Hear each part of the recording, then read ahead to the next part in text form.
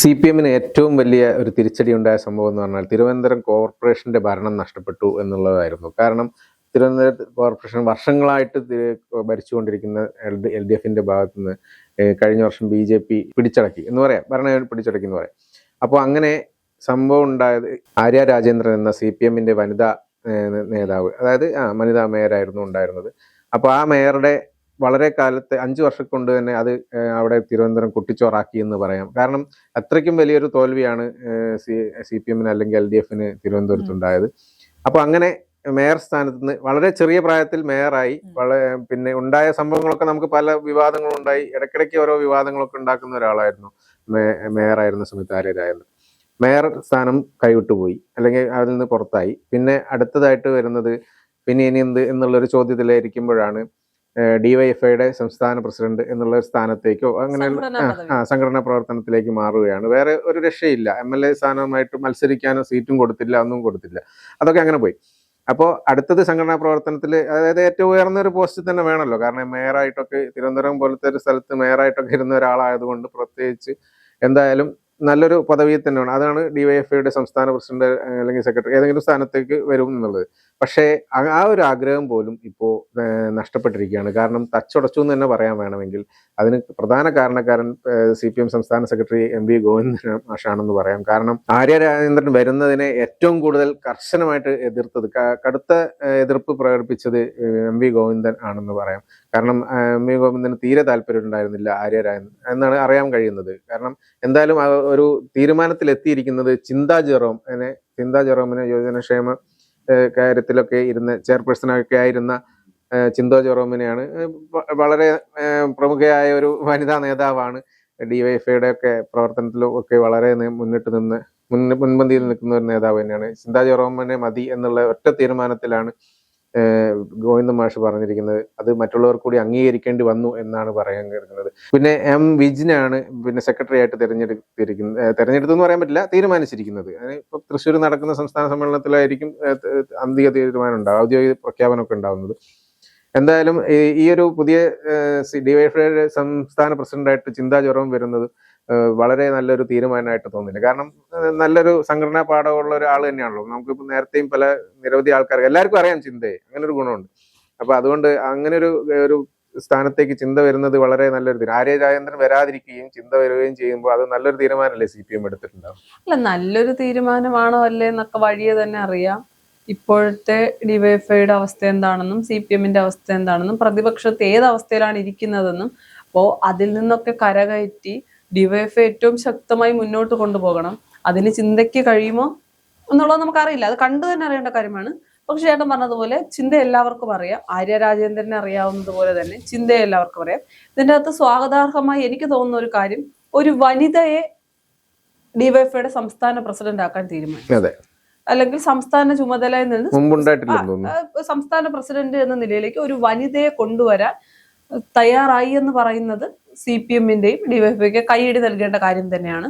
അതിലൊരു തർക്കവുമില്ല. കാര്യം വനിതകൾക്കും എല്ലാവരും തുല്യരാണ്, വനിതകൾ നയിക്കട്ടെ എന്ന ചിന്താഗതിയിലേക്ക് എത്തുന്നെങ്കിൽ നല്ലതാണ്. ഏതെങ്കിലും ഒരു തരത്തിൽ വളരെ നന്നായി പെർഫോം ചെയ്ത്, അല്ലെങ്കിൽ വളരെ മികച്ച, നമ്മൾ ആരും വിചാരിക്കാത്ത രീതിയിൽ ചിന്ത നന്നായി പെർഫോം ചെയ്തെന്ന് തന്നെ ഇരിക്കട്ടെ, എവിടെ ചിന്തയെ വെട്ടണമെന്ന് CPM-കാർക്ക് നന്നായിട്ട് അറിയാം.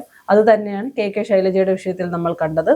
അവരെ ഒതുക്കാൻ വേണ്ടി അവർ നന്നായി പെർഫോം ചെയ്തത് കൊണ്ട് അവരെ വെട്ടുകയാണ് ചെയ്തത്. അപ്പോൾ ചിന്തയും നന്നായി മികച്ച രീതിയിൽ പെർഫോമൻസ് കാഴ്ചവെച്ച് ഇതിനു മുൻപ് ഇരുന്ന ആളുകളെയൊക്കെ കമ്പയർ ചെയ്യുമ്പോൾ ചിന്ത അത്രയും നന്നായി ചെയ്തില്ലേ എന്ന ചോദ്യം ഉണ്ടായാൽ ചിന്തയുടെ രാഷ്ട്രീയ ഭാവി അതോടുകൂടി തീർന്നു എന്ന് പറയേണ്ടി വരും. കാര്യം ചിന്തയെ വെട്ടും, അതിൽ യാതൊരു തർക്കവുമില്ല. പിന്നെ ചിന്ത അത്രയും നന്നായി പെർഫോം ചെയ്യുമോ ഇല്ലയോ എന്നുള്ളത് മറ്റൊരു കാര്യമാണ്. അല്ല, അത് മാത്രമല്ല ഒരു കാര്യം ശ്രദ്ധിക്കേണ്ടത്, ആര്യ രാജേന്ദ്രനെ വെട്ടുമ്പോൾ ആര്യ രാജേന്ദ്രനെ വലിയൊരു പ്രതീക്ഷയോട് കൂടിയായിരുന്നു മേയർ സ്ഥാനത്തേക്ക് കൊണ്ടുവന്നത്. പക്ഷെ എല്ലാം കൊളമാക്കി കൈ കൊടുത്തു എന്ന് തന്നെ പറയാം. അപ്പോൾ ആര്യ രാജേന്ദ്രനെ വരുകയാണെങ്കിൽ അത് ശരിയാവില്ല, അല്ലെങ്കിൽ പാർട്ടിക്ക് ഇപ്പൊ തന്നെ ക്ഷീണമാണ്, അല്ലെങ്കിൽ DYFIക്ക് ആണെങ്കിൽ ഇടത് പക്ഷം ഈ CPM-ന്റെ ഒരുവിധം എല്ലാ ക്ഷീണവും മാറണമെങ്കിൽ വീണ്ടും ആര്യ രാജേന്ദ്രനെ കൊണ്ടുവന്നാൽ അത് തിരിച്ചടിയാവും എന്നുള്ളൊരു മുൻകൂട്ടി കണ്ടതാണ്ടായിരിക്കും ചിലപ്പോൾ. ആയിരിക്കാം. ആര്യയെ കൊണ്ടുവരുന്നത് ശരിയാകില്ല. തിരുവനന്തപുരം കോർപ്പറേഷൻ നഷ്ടമായതിന്റെ പ്രധാന കാരണം എന്ന് പറയുന്നത് മേയർ ആര്യ രാജേന്ദ്രനാണ്.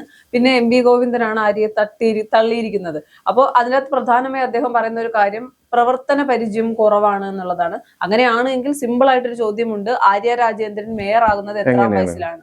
അവർക്ക് അപ്പോൾ മേയറാകാനുള്ള എന്ത് പ്രവർത്തന പരിചയമായിരുന്നു ഉണ്ടായിരുന്നത്? അന്ന് പറഞ്ഞ ന്യായീകരണങ്ങളൊക്കെ തീർന്നു. അപ്പൊ ആര്യ രാജേന്ദ്രൻ പരാജയപ്പെട്ട മേയറാണെന്ന് ഇവർ സമ്മതിക്കട്ടെ. പരാജയപ്പെട്ട മേയറെന്നല്ല, മേയർ സ്ഥാനത്ത് പോയി. അത് കഴിഞ്ഞിട്ട് പിന്നെ ഈ സ്ഥാനത്ത് പോലും കൊടുക്കാതിരിക്കുമ്പോ ആര്യ പരാജയമാണെന്നാണോ പറയുന്നത്? പരാജയമാണ് എങ്കിൽ 5 വർഷം കൊണ്ടല്ലോ ആര്യ പരാജയമാണെന്ന് ഇവർ തിരിച്ചറിഞ്ഞത്. അപ്പൊ അതിനു മുൻപ് എന്തുകൊണ്ട് തിരുവനന്തപുരം കോർപ്പറേഷനിൽ മറ്റൊരാളെ മേയറാക്കി ആര്യയെ ഒഴിവാക്കിയില്ല എന്ന ചോദ്യമൊക്കെ ഇനിയിപ്പോ വരും. അതൊക്കെ എം വി ഗോവിന്ദൻ മറുപടി പറയേണ്ട ചോദ്യമാണ്. മറ്റൊരു കാര്യം കൂടി വ്യക്തമായിട്ടുണ്ട്, CPM-ൽ വലിയ മാറ്റങ്ങൾ വരാൻ പോകുന്നു. CPM-ൽ അഴിച്ചുപണി ഉണ്ടാകുമ്പോഴും പിണറായി വിജയൻ എം വി ഗോവിന്ദനെ മാറില്ല എന്ന് പറയുമ്പോൾ ഈ ഒരു തീരുമാനത്തിലൂടെ ഒരു കാര്യം കൂടി ഉറപ്പിച്ച് നമുക്ക് പറയാം, എം വി ഗോവിന്ദൻ തീരുമാനിക്കും, പാർട്ടി അത് കേൾക്കും. എം വി ഗോവിന്ദന്റെ അതിപ്പോ ഏകാധിപത്യ ശൈലിയാണെന്ന് നിങ്ങൾ വിലയിരുത്തിയാൽ അങ്ങനെ വിലയിരുത്താം. എങ്ങനെയായാലും എം വി ഗോവിന്ദൻ പറയുന്ന രീതിയിൽ, എം വി ഗോവിന്ദനും പിണറായി വിജയനും പറയുന്ന രീതിയിൽ തന്നെയായിരിക്കും പാർട്ടി മുന്നോട്ട് പോകുക. കഴിഞ്ഞ 10 വർഷം പാർട്ടി എങ്ങനെയാണോ മുന്നോട്ട് പോയത് അതേ രീതിയിൽ മാത്രമേ പോകും. ആളുകളിലൊക്കെ മാറ്റങ്ങൾ മാറ്റം വരാൻ പോകുന്നില്ല.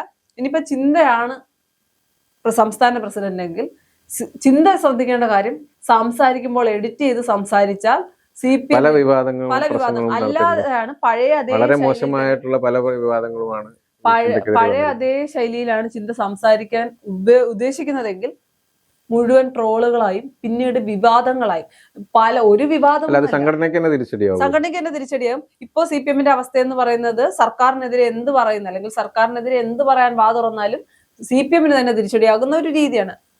ചിന്ത പഴയ രീതിയിൽ സംസാരിക്കുകയാണ് എങ്കിൽ അതും കൂടി ന്യായീകരിക്കേണ്ട ഒരു ബാധ്യത പാർട്ടിക്കുണ്ടാകും. കാര്യം ഇതിനു മുൻപ് പല വിഷയങ്ങൾ, ഒരു വിഷയങ്ങളല്ല പല വിഷയങ്ങൾ ചിന്ത സംസാരിച്ചിരുന്ന, ചിന്ത പറഞ്ഞ കാര്യങ്ങൾ, പൊതിച്ചോറിന്റെ രാഷ്ട്രീയമാകട്ടെ, അമ്മയുടെ ജിമിക്കി കമ്മലും അപ്പന്റെ ബ്രാൻഡി കുപ്പി ആകട്ടെ, ഇതിനപ്പുറത്തേക്ക് വളരെ വിവാദമായ നമ്മൾ പറയാത്ത പല അല്ലെങ്കിൽ പൊതു ചർച്ചയ്ക്കൊന്നും എടുക്കാത്ത പല വിഷയങ്ങളുണ്ട്.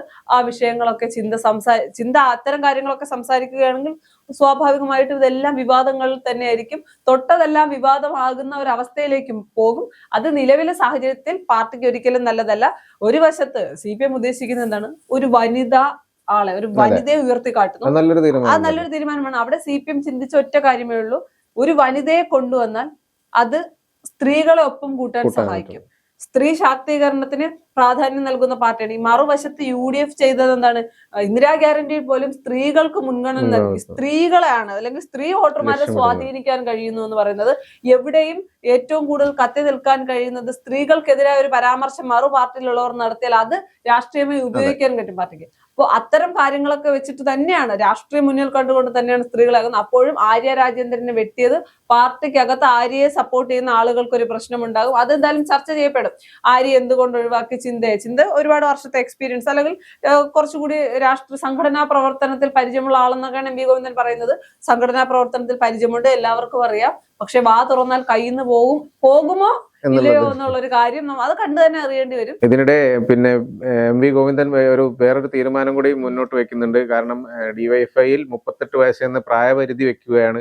അതിന്റെ മുകളിലോട്ടുള്ള എല്ലാവരെയും ഒഴിവാക്കണം എന്നുള്ള കർശന തീരുമാനത്തിലേക്ക് പോകുന്നതാണ് എന്നാണ് അറിയാൻ കഴിയുന്നത്. ഇതൊക്കെയാണ് മാറ്റം. അല്ല, അതുകൊണ്ട് വേറൊരു പ്രശ്നമുണ്ട്. കാരണം ഇത്രയും കാലം പിന്നെ 38 വയസ്സിന് അതിനോട് അടുപ്പിച്ചുള്ള വയസ്സുള്ള പല നേതാക്കളും, ഇത്രയും വർഷം പ്രവർത്തിച്ച് പരിചയമുള്ള പല നേതാക്കളും ഉണ്ടായിരുന്നു. കാരണം ഒരു സ്ഥാനം അല്ലെങ്കിൽ എന്തെങ്കിലും ഒരു പദവി കിട്ടും എന്നുള്ളൊരു പ്രതീക്ഷയോട് കൂടി.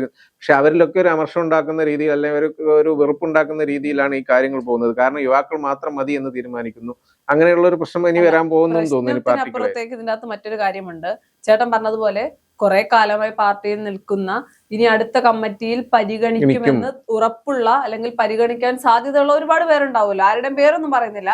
അവർ തെരഞ്ഞെടുപ്പ് പരാജയത്തിൽ ആർക്കൊപ്പമാണ് നിന്നത് എന്നൊരു ചോദ്യമുണ്ട്. പിണറായി വിജയനും എം വി ഗോവിന്ദനും ഒപ്പം നിന്നോ, അതോ പിണറായി വിജയനും എം വി ഗോവിന്ദനും എതിരെ എന്തെങ്കിലും ഒരു വാക്ക് പറഞ്ഞിട്ടുണ്ടോ? പിണറായി വിജയനും എം വി ഗോവിന്ദനും എതിരെ പറഞ്ഞിട്ടുണ്ടായിരിക്കും. സ്വാഭാവികമാണ്. ശൈലജയുടെ ഒക്കെ അവസ്ഥ ഒന്നുമില്ല. ഇനിയിപ്പോ ചിന്തയെ തന്നെ ആക്കിയെന്നിരിക്കട്ടെ, ഏതെങ്കിലുമൊക്കെ ഒരു പോയിന്റിൽ അല്ലെങ്കിൽ ചിന്ത സംസാരിക്കുമ്പോൾ പിണറായി വിജയനും എം വി ഗോവിന്ദനും എതിരെ സംസാരിക്കുന്ന ഒരു സാഹചര്യം വന്നാൽ ചിന്തയെ എപ്പോ വെട്ടണമെന്നും ഇവർക്ക് നന്നായിട്ട് അറിയാം. കാര്യം ഇതിപ്പോ ശൈലജയുടെ വിഷയത്തിലായാലും ഇവർക്കെതിരെ സംസാരിച്ചിട്ടുള്ള ആളുകളുടെ വിഷയത്തിലായാലും ജി സുധാകരനെ കാണാതിരുന്നതിന്റെ വിഷയം അതൊക്കെ എന്തായിരുന്നു? അപ്പൊ ഇത്തരം കാര്യങ്ങളിലൊക്കെ എം വി ഗോവിന്ദനും പിണറായി വിജയനും എന്ത് തീരുമാനിക്കുന്നു അത് മാത്രമേ നടക്കൂ എന്നുള്ള ഒരു തിരിച്ചറിവുണ്ട്.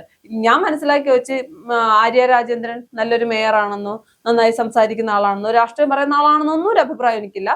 എന്നാൽ ആര്യ രാജേന്ദ്രൻ ആയിരുന്നെങ്കിൽ വലിയ വിവാദങ്ങളിലേക്ക്, ഇതിപ്പോ ചിന്ത തുറന്നാൽ അല്ലെങ്കിൽ പ്രസംഗിച്ചാൽ തന്നെ വിവാദമാകുന്ന ഒരു സാഹചര്യമുണ്ട്. ചിന്ത എഡിറ്റ് ചെയ്തൊക്കെ സംസാരിക്കുമെന്ന് എനിക്കറിയില്ല. അങ്ങനെയാണെങ്കിൽ വളരെ കുറച്ച് പ്രസംഗങ്ങൾ മാത്രമേ ചിന്ത കാണാറുള്ളൂ. അപ്പൊ പ്രസംഗിക്കുന്നതൊക്കെ പല ട്രോളുകളും വൈറലും ഒക്കെ ആവുന്ന പ്രസംഗങ്ങളൊക്കെയാണ് നടത്താറുള്ളത്. ഇനിയിപ്പോ ഈ ഒരു പൊസിഷനിലേക്ക് വരുമ്പോൾ, ഈ ഒരു സ്ഥാനം ഏറ്റെടുക്കുന്നതോടുകൂടി സ്ഥിരമായിട്ട് സംസാരിക്കേണ്ടി വരും. അപ്പൊ ഇനി എന്തൊക്കെ ട്രോളുകൾ വരാൻ പോകുന്നുള്ള കണ്ടിരിക്കും. ട്രോളുകൾ പ്രശ്നമില്ല, ട്രോളുകൾ നമുക്ക് അതങ്ങ് പോകും. ട്രോളുകൾ പല വിവാദപരമായിട്ടുള്ള പരാമർശങ്ങളിലേക്കൊക്കെ പോയി കഴിഞ്ഞാൽ നമ്മൾ പറഞ്ഞ വാവിട്ട വാക്കും കൈവിട്ട ആയുധം ഒരുപോലെയാണ്.